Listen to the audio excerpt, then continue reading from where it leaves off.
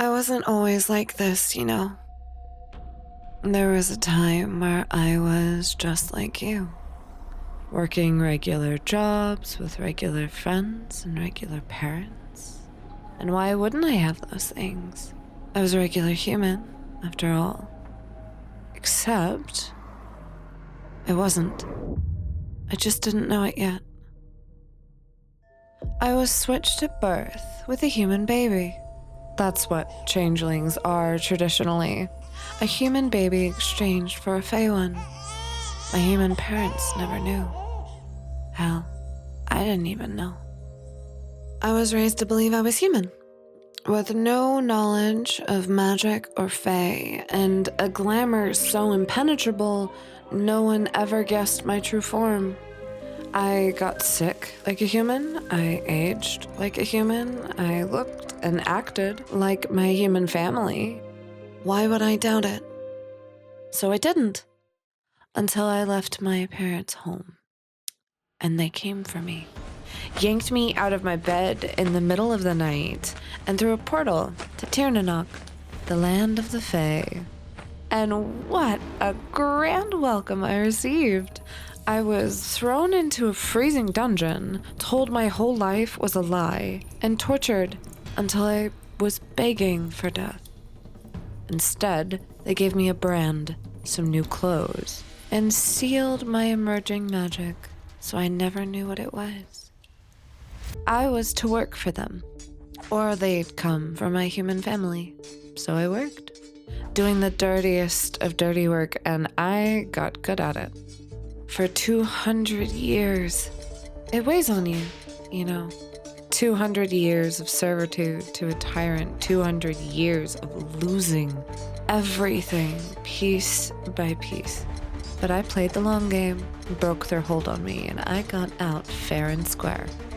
But when I went back to the human world, I found that time, while it passed for me in Tirnanog, not even a minute had passed here. It was as if I never left. I could barely remember the me I was when I left here. She was gone, replaced by someone hardened and angry and sad, but suddenly I had to try and be her again. So I hunted down someone to help me blur the last 200 years, to make it easier to pick up where I left off, to breathe. The alchemist demon did that for me. They couldn't make the memories go away entirely, but they could make most of them real fuzzy. The details smudged in my mind. What it didn't help was my magic.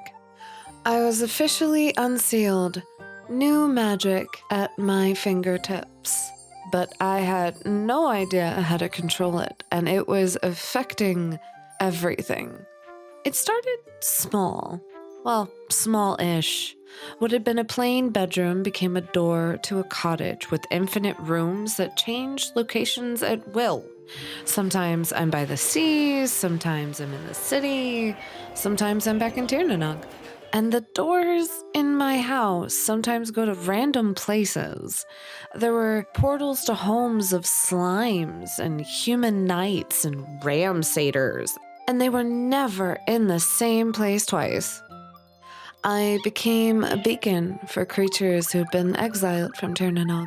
The little mushroom people, for instance, that had moved into my home without permission and without any intention of leaving. They enjoyed being in the presence of my magic. And the more I tried to hide that magic away from prying eyes, the less I could contain it. This led to many a meltdown, of course, because I was living in the human world now. I had to pass for human, so I tried to shove it down, lock it in a box deep inside me, and it made me sick. So terribly sick all the time. And while I was sick, I did what people do. I went on the internet, and I found Twitch. And it was fun to watch people be themselves.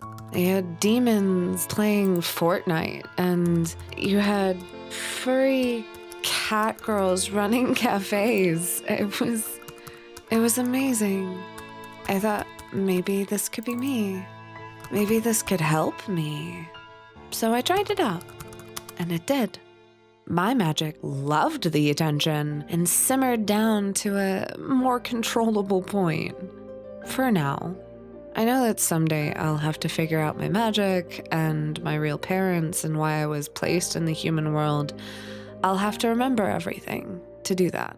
Everything I buried with potions and charms. But for right now, I simply wish to be myself and build a life here with all of you in the human world.